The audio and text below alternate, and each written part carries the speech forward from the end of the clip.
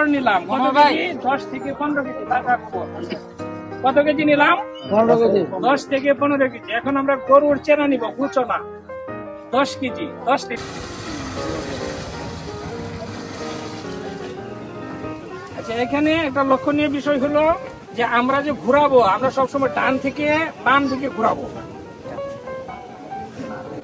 ঘড়ির কাঁটার দিয়ে ঘুরবে। হ্যাঁ, এই জিনিসটা ঘড়ির কাঁটা দিয়ে ঘুরাতে হবে, কারণ এখানে যে অণুজীব গুলো আছে ওটা যখন আপনি বাম দিকে যদি ঘুরান তাহলে অণুজীব গুলার ক্ষতি হবে। এই জন্য সবসময় ঘড়ির কাঁটার দিকে ডান দিকে ঘুরাইতে হবে।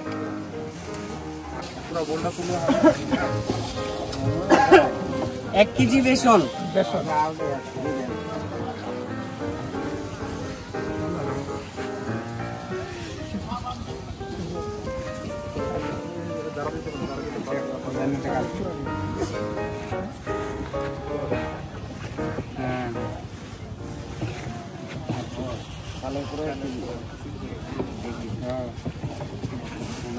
এখন আমরা দেবো চালের পুরা 1.5 কেজি।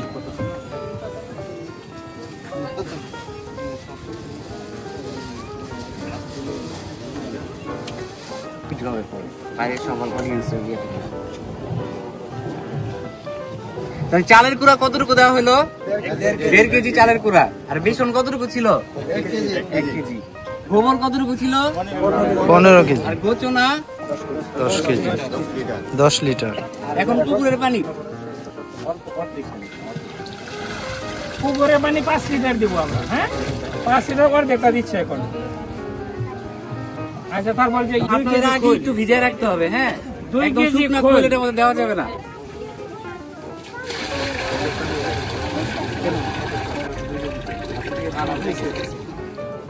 লিটার। হ্যাঁ,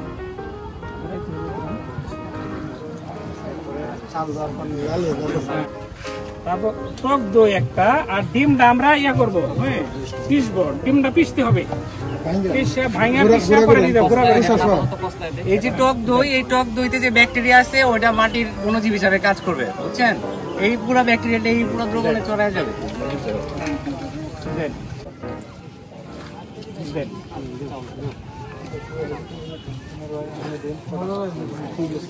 তারপর আমরা চাল ধোয়া পানিটা দিয়ে দেবো। হ্যাঁ, 2 লিটার চাল ধোয়া পানি।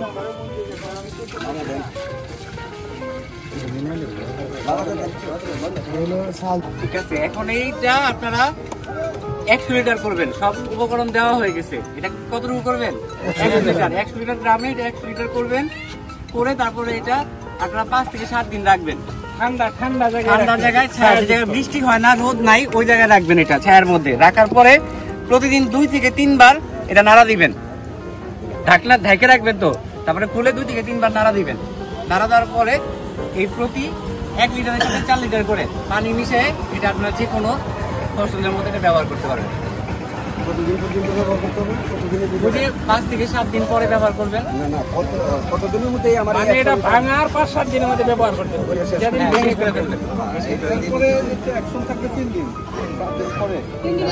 3 দিনের মধ্যে দিনের মধ্যে তো এটা 7 দিন পরে আমরা যে কোনো আমরা এটা কতটুকু জায়গার মধ্যে পরিমাণ এই জৈব সারটা ব্যবহার করতে পারি?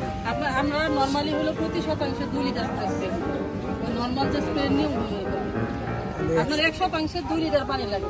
স্প্রের নিয়ম হলো আমরা সার বা কীটনাশক স্প্রে করি, কীটনাশক তো পানির সাথে মিশিয়ে স্প্রে করি আমরা, তখন কি করি প্রতি শতাংশে এটা হলো আদর্শই 2 লিটার করে। আর যদি আমরা মাদায় দিই বাইরে দিই সেখানে আমরা আধা কেজি বা 1 কেজি করে দিয়ে দেবো। ঠিক আছে, ধরেন আপনার কিন্তু 50 শতাংশ 5 কাঠা জমিতে তুমি দিতে পারবা। সহজ হিসাব, শতাংশ 2 লিটার। বুঝতে পারছেন সবাই? আপনারা এটা করবেন তো, সবাই প্র্যাকটিক্যালি নিজেরা করবেন তো?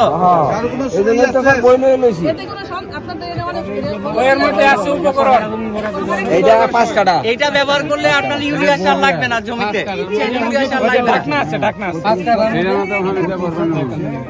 এবং আপনার ফলন 20 থেকে 30% এটা ব্যবহার করলে ফলন বাড়বে।